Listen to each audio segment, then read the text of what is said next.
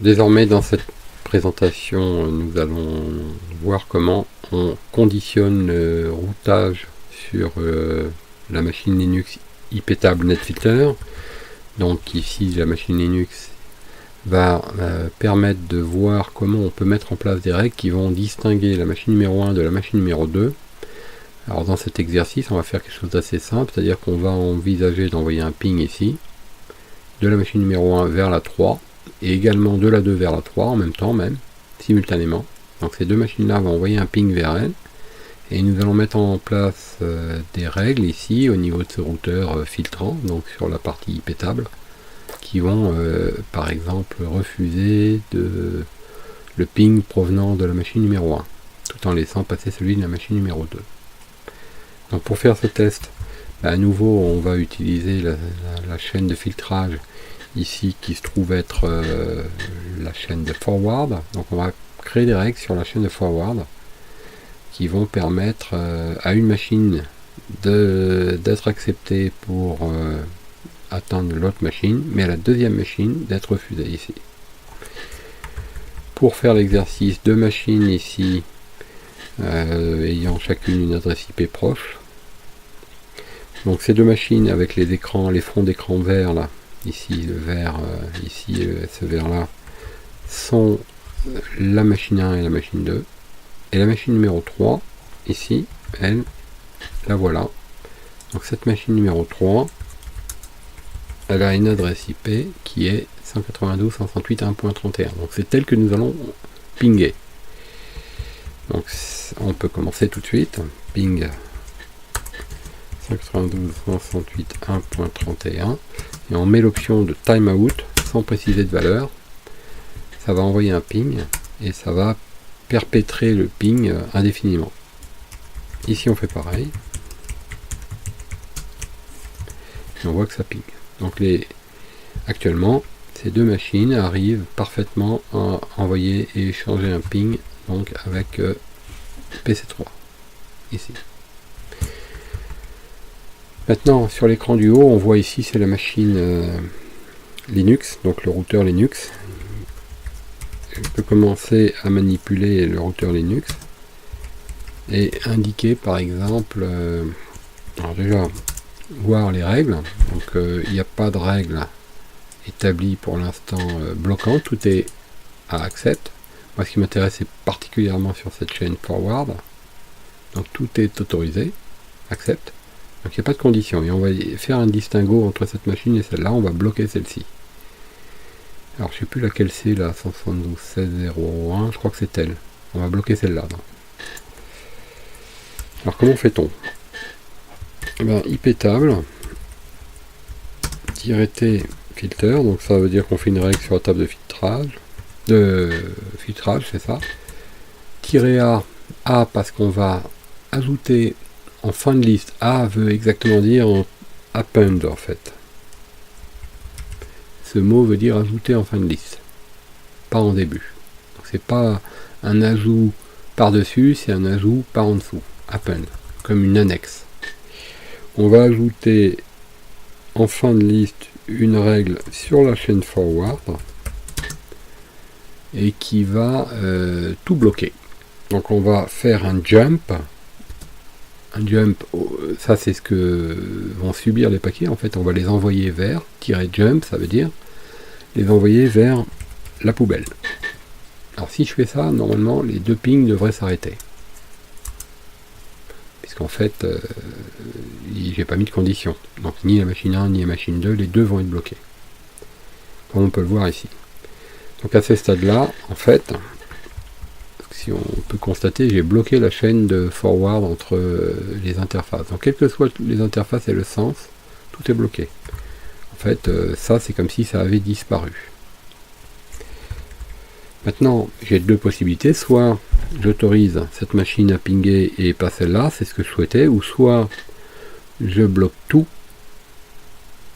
sauf celle-là. Sauf celle-là, pas. Donc deux possibilités. Alors, première possibilité, on va autoriser la machine vert foncé ici, qui possède l'adresse 172.16.02. On va le vérifier tout de suite parce que je suis plus très sûr de moi. c'est bien ça.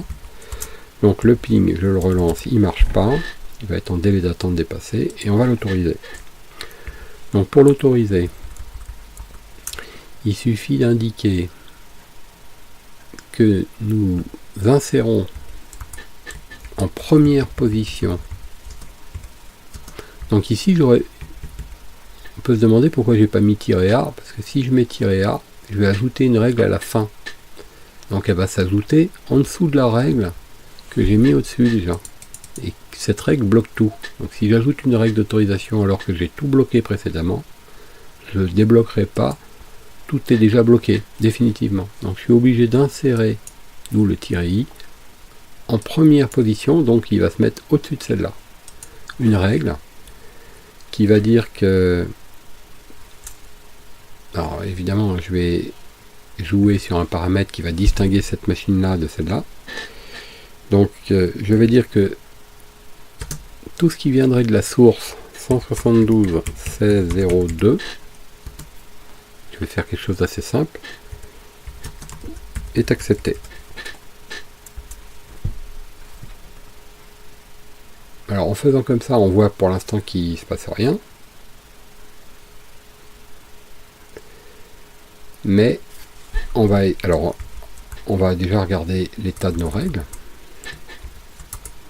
Option -L. Alors on voit bien que on accepte tout ce qui vient de 172.16.0.2, mais on bloque tout le reste. Donc comme on ne précise pas ce qu'on bloque, on peut analyser la situation qui dit que tout ce qui vient de lui est autorisé, mais seulement de lui. Et c'est comme ça qu'il faut l'entendre. Tout ce qui vient de lui est autorisé à traverser. Donc si on traverse ici, pour lui, on va arriver jusque là, mais lui, quand il va répondre, lui, il va traverser dans ce sens-là. Donc si je ne l'autorise pas, lui, à traverser, eh ben, je vais faire comme s'il n'était plus là. Comme s'il avait disparu. Donc il faut que je l'autorise à traverser. Alors comment je vais faire? On va rajouter une règle indiquant que tout ce qui vient de l'adresse, je crois que c'était 31, est accepté. À ce moment-là, on peut voir qu'effectivement la communication instantanément passe, alors que celle-là est toujours bloquée. Si je fais un point sur mes règles, donc je vois que la traversée, on peut le traduire comme ça, du routeur est acceptée pour la machine 192.168.1.31 et également pour la machine 172.16.0.2. Mais pour toutes les autres, elle est refusée, elle est jetée, elle est bloquée. Et donc là, ça marche. On peut l'arrêter, le reprendre, ça fonctionne. Ici, on peut l'arrêter, le reprendre, ça ne fonctionne pas. Alors, on peut faire une autre expérience, c'est que sur la machine numéro 1, on peut envoyer un ping vers la 02, mais on ne peut pas envoyer un ping vers la 01. Alors en fait, si on analyse ce qui se passe, le ping est envoyé, mais c'est le retour qui est bloqué, puisqu'il n'est pas autorisé.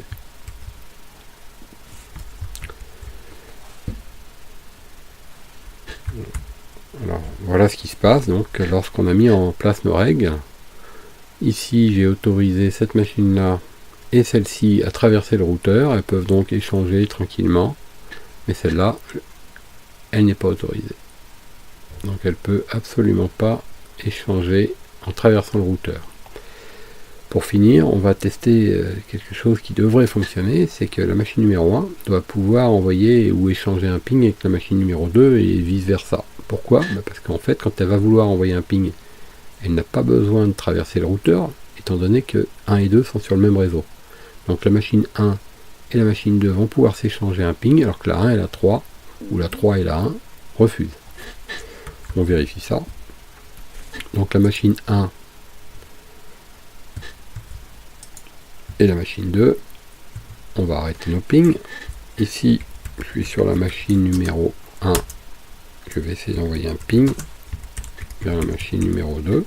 Ça doit fonctionner. Et là, je peux faire toutes les règles que je veux sur le routeur. Ça bloquera pas. Pour la bonne et simple raison, c'est que je passe directement par ce réseau-là. Donc, j'ai pas besoin de monter ici. Je monte pas ici. Mon paquet, il passe de 1 en 2 ou de 2 en 1. Donc, il n'y a pas possibilité de le bloquer par ce procédé-là.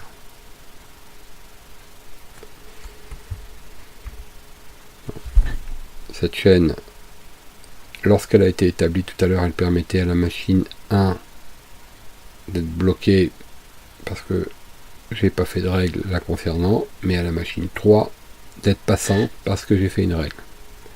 Et la machine 2 d'être passante parce que j'ai fait une règle.